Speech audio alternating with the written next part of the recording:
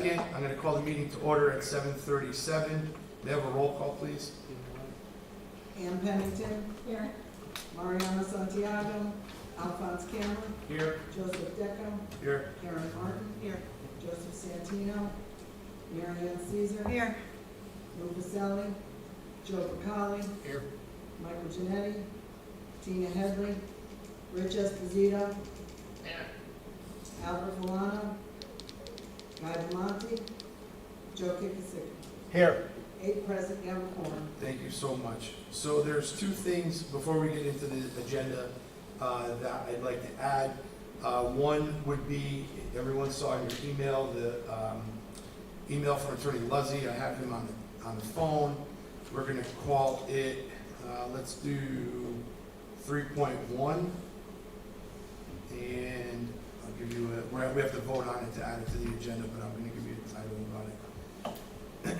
Okay, it's going to be an 8-24 referral. This is, I think, an essential thing that we do. The town is interested in purchasing a piece of property on Freestone Pillar, and we'll talk about it once we get to that item in the agenda. So I have a motion to add 3.1 as an 8-24 referral for the address of 39 Freestone Pillars Road. So moved. Second? Second. All in favor? Aye. Aye. Any opposed? Hearing none. Any abstentions? Hearing none. Okay. The next one that I'd like to add is just a formality.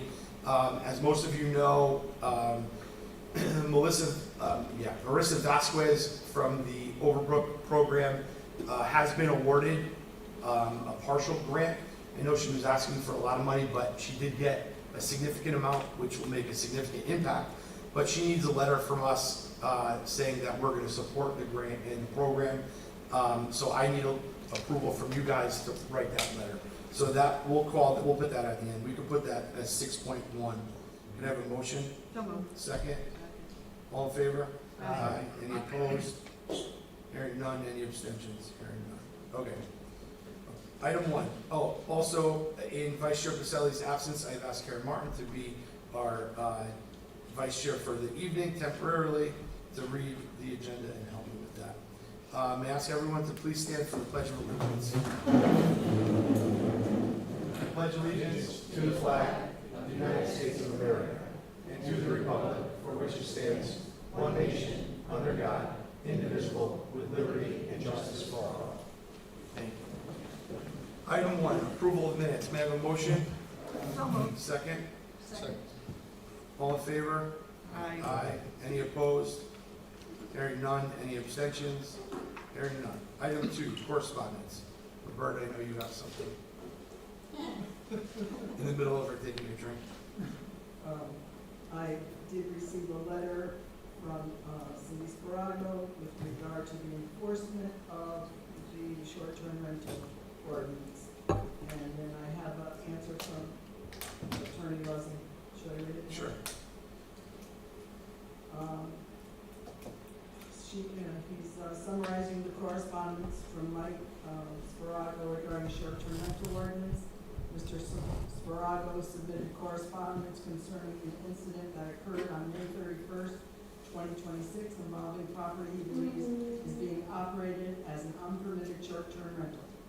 According to the letter, Mr. Sparago observed an out-of-state vehicle at the property, attempted to photograph the vehicle from a public street, and subsequently had an interaction involving the property owner and her daughter. The East Haven Police Department responded to the matter, and the responding officer determined that no wrongdoing had occurred. Mr. Sparago uses the incident as a basis to express broader concerns regarding implementation and enforcement of the town's short-term residential rental ordinance. He contends that residents, property owners, and some municipal personnel may not be fully aware of the ordinance and its requirements.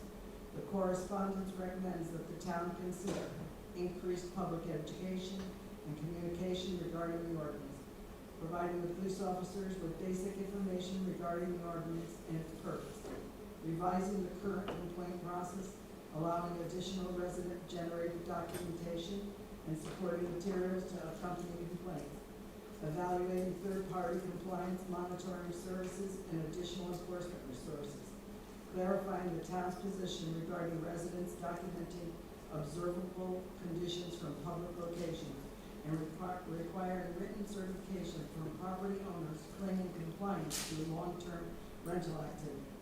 The letter generally advocates for increased enforcement resources, enhanced communication, and additional procedures intended to assist the administration and enforcement of the short-term rental ordinance. The correspondence does not establish that a violation of the ordinance occurred on May 31st, 2026, but rather uses the incident to support broader policy recommendations concerning ordinance administration and enforcement. Okay, thank you so much. Subcommittee reports. As we have been doing, if anybody has anything for any of them, feel free to speak. So Amy was so kind to let us know that the library has been selected by the Connecticut State Library as one of only 4 recipients of this year's Excellence in Connecticut Libraries Award, as well as being selected as the host location for the awards ceremony. That's great. And do you know when it's going to be? June 17th. June 17th. That's good luck. At 2 o'clock. Thank you. That's great. Anything else for any of the subcommittees? The beach is open. You know, it was a crummy weekend for Memorial Day, but the beach is open. There's people there. I want to read the blight report because I think it's important that this time of year, you know, everybody thinks that the zoning office isn't doing what they should be. So there are 12 points that Chuck Licata has sent to us for May. So I'll make it quick, but it's important to share the information. We began lawn and landscaping concerns in mid-May. Initial notices were sent out and followed up by a violation notice within the last 2 weeks. The plaza on front Foxen Road continues to be an issue. We noticed them for a number of issues this year and are working on additional action on the property. I've been working on several complaints related to vehicles and blighted properties and have initiated several fines on properties. We worked on one rodent complaint. It was found that the property owner had all of the proper rodent control measures in place. I am working on 2 additional business-related properties that are blighted. Final letters prior to fines were sent out on that last week. The building official and I have investigated one home with illegal apartments that he was told to vacate until a plan to make legal is submitted. That info was passed over to the fire department as well as the business that we are working on. We also had one that we inspected and found it not to be a violation in that it had been permitted. The vacant drugstores are being monitored and landscaping issues being or scheduled to be addressed as needed. There are currently fines applied to 5 properties and additional 3 pending, the timeline to expire on the orders that they have. The office has been extremely busy due to the weather change, and many of the lawn and landscaping issues have been resolved. I sent close to 100 lawn notices out last month. I have also been working this past month with Public Works on addressing some bulk waste issues. I attended 3 meetings this month related to enforcement issues and continue to work with the staff here on ongoing issues. We have also received a few pool complaints, and I am working with the health department on that. Respectfully submitted, Chuck Licata. So that's important to know. Okay. Item 3.1.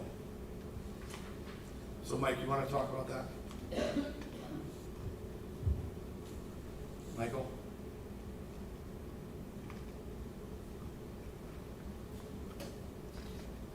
Mike? Yep, okay. 3.1, you're up. So this is a request, agenda item that you will to, -24, this is simply a referral required by state statute when a town is considering acquisition of property. This is a 12.24 acre vacant lot. It's located within an R3 residential zone. But prior to you all taking any action regarding making a determination on the acquisition, Connecticut General Statutes 8-24 requires that we forward this to the Planning and Zoning Commission for review and a report. 824 in its relevant part, basically said that no municipal agency shall acquire real property for municipal purposes until the proposal has been referred to the Planning and Zoning Commission. The purpose of the statute is really just to ensure that the proposed municipal acquisitions and improvements are reviewed for consistency with the town's planning objectives and the plan of conservation and development. And I think in the memo, I make it very clear, I emphasize that the proposed referral is not approval of the acquisition, the proposed purchase price, the terms and conditions of any, I'm reading this verbatim, of any proposed purchase agreement or any appropriation of funds. The referral is simply a procedural requirement mandated by state law before the town council. They take final action on a proposed municipal acquisition. So standard procedure, I've also provided, I think, Mr. Chairman, you have a proposed resolution regarding the same. I respectfully request that you act on that. I expect this to be on the agenda of P&Z for a special meeting in the middle of the month. I know that they're trying to identify the so it'll be back to us relatively quickly. At this point, I'm not at liberty to discuss a purchase price because no agreement, final agreement, purchase sales agreement has been established. That is still being negotiated. Obviously, there'll be financial support. There will be you'll have enough information to make a determination as to whether or not you're going to go forward once it gets back from assuming it passes muster with planning and zoning. Now, if they don't act within 35 days, then it's deemed that they've approved it. But like I said, I expect it to be within 15 days, so it'll be on their agenda. All right, great. We're just getting a copy of the resolution from Roberta, and then it's in our email, all right? Yeah. I emailed it to you. Yeah, I know. I didn't know if you had a hard copy.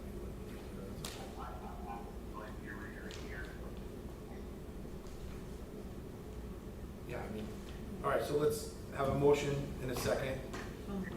Second? Second. Okay, so, Mike, do you want to read the resolution?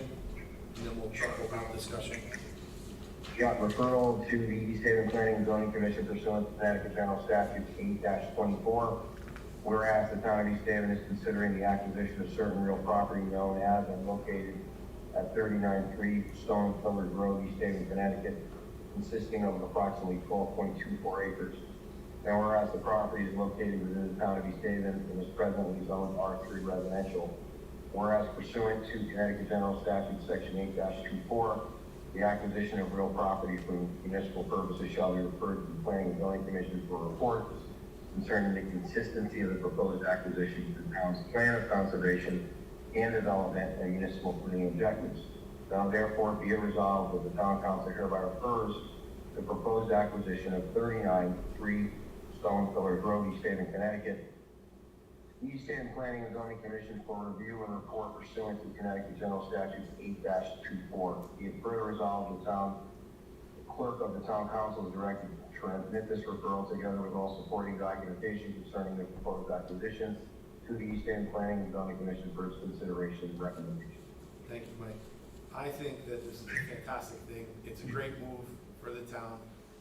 You know, I know that the mayor and we have all supported any acquisition of open space or any available property. You know, God's not making more of it. So I think this is a step in the right direction. Any questions from the council or comments? Looks good. Very happy. Anybody from the public have any questions or comments? You did say open space?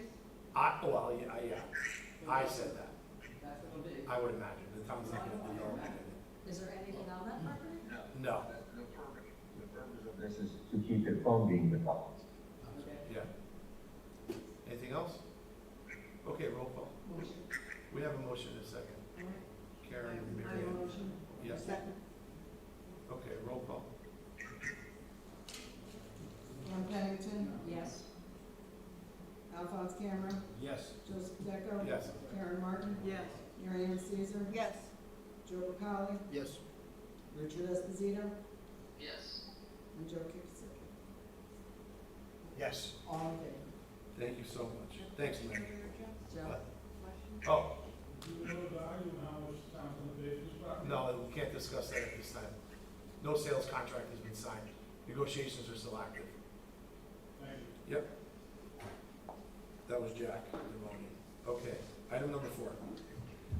Item number 4, to consider and act upon the approval of the suspense list for fiscal year 2025-26. The suspense list was approved by the Board of Finance at the May 20th, 2026 meeting and referred to the council for final approval. You have a motion? So moved. Second? Second. Ladies? Can you hear us? It's on. Just gotta talk close to it. Okay. So we have to come once a year to get at least one item suspended. Historically, it's been more than one item. And I'm gonna turn it over to Megan in a second. She's really done a ton of work on getting this suspense list. I love all the colors. When I was looking through the thing, I was like, wow, look at all these colors. Very organized. Don't ask me what they mean, but Don't ask me what they mean. So I'm gonna turn it over to her in a second, but I just wanna remind everyone that just because we're asking for these things to be placed on suspense means nothing in efforts of collecting the taxes. So Yeah. just for example, the month of May, we collected $11,000 in suspended taxes. Oh, wow. And May is a really slow month. So, more than 100,000 this fiscal year we collected in suspense taxes. All it does is kind of clean up our way of calculating our collection rate. And we're gonna go through this again, but these people have all been with a collection agency, a marshal, an attorney, really, we've exhausted all options, and we're just asking for them to be put on suspense, so we have a good collection rate, and we kind of know, that we've already exhausted those options with these. Megan. She said most of what I had to say, but, I guess we could go down, so vacant land.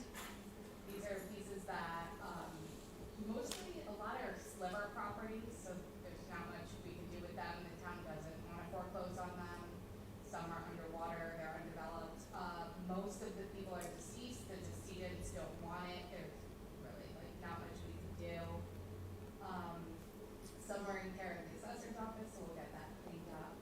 As far as the personal property, those are mostly businesses that are closed or things that people started, never really put into fruition, or they moved. We have sent letters, I think it was about 30 people that we looked them up in the state website, find the principal, then I go and look and try to find them in the DMV, or on True People Search, in our LexisNexis, our current search. So I did send letters to people, about 30 people that had moved from East Haven, and said, you moved personally, but you didn't do anything to stop this business. You are with collection, but contact the assessor. We've had a few people call back, so that's good. Keep in mind, we do, all of these businesses have UCC liens filed against them, and they are all in collection agencies. As far as the out-of-state motor vehicles, those are people that have moved, and we know they moved either because the DMV updated us or the US Postal Service did. When you move out of state, there's really nothing we can do. DMVs don't talk to each other, so just because you owe in Connecticut, unless you come back to Connecticut, if you move to Florida, Texas, they don't care. There's nothing we can do to hold you up. The same with the deceased motor vehicles. It's supposed to be held up in probate, that if you try to re-register a deceased relative's vehicle, the taxes have to be paid, but it doesn't always work out that way. And again, they could be paid in full right now and are passed, and the son takes the car, and come July, it's gonna be delivered, but there's nothing I can do, it's already re-registered. We reach out to probate, we look at probate, send letters to family members. We're trying to do as much as we can. I don't think so. Do you guys need any breakdown of totals from us? No? no, Okay. everything's in the email. Yeah, Yes. okay. Does anybody have any questions? And, on that list, if you see any recognizable names. I looked at it, and businesses, see one person I recognized, which I was happy about. We would love to get them found and get them paid, or if they're illegitimate, we'd like to Get get it them cleaned up. removed. Yeah. I mean, that's Yeah. really the goal. So if anything's recognizable there, please. Well, I have to give you kudos. I know we do all the time, but some of you will remember the suspense list that we used to get in years past. We're like, how are you not able to collect on that? And so I commend you for keeping this list so small, because I guess that's a good thing, right? We're not chasing people that, you know, that are right down the street. So I commend you for that, for sure. It just shows that you're aggressive and you're doing your job, and thank you for that. So that's awesome. Any questions, comments from the public? Okay, hearing none, may I have a roll call, please? Pam Pennington, Yes. Alphonse Camera, Yes. Joseph Deco, Yes. Karen Martin, Yes. Mary Ann Caesar, Yes. Joseph Bucali, Yes. Richard Esposito, Yes. Joseph Kinsey. Yes. All in favor, motion carried. Thank you Thank so you much. very Thank you much. both. Thank you. Thank you both. Okay, item number 5.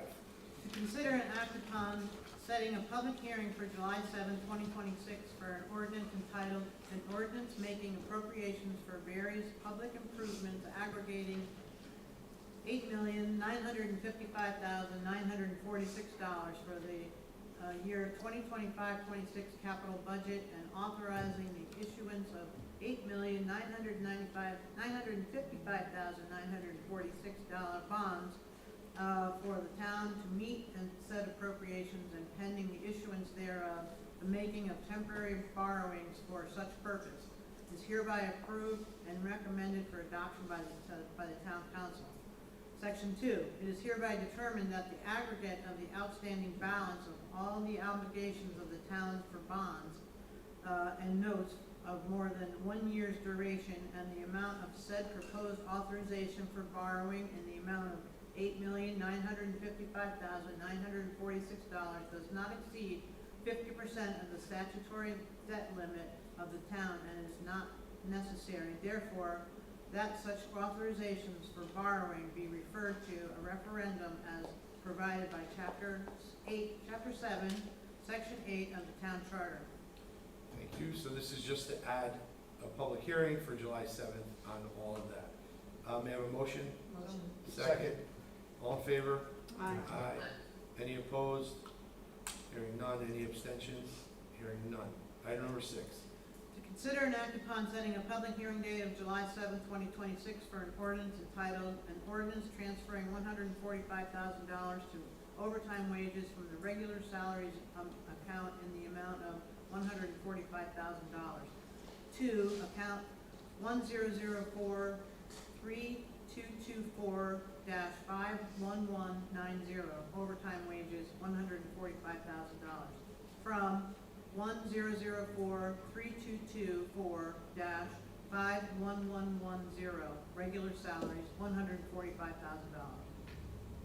Okay, so this is just setting a public hearing for July 7th. This is for Public Works, just should be noted. May I have a motion? Motion. Second. Second. All in favor? Aye. Any opposed? Hearing none. Any abstentions? Hearing none. Okay, item 6.1 is what I brought up earlier about supporting the program at Overbrook. Like I discussed earlier, they were going after a pretty significant grant. They got partial, so I would like permission to write a letter to the powers to be, giving the letter to Marissa Vasquez to say that, yes, we support this grant and the project that she's going to move forward with. She will have a presentation for us, but she has a deadline of June 5th to get all her paperwork in line to accept the grant. So with your permission, I will write the letter on behalf of the council. So may I have a motion? So moved. Second? Second. All in favor? Aye. Any opposed?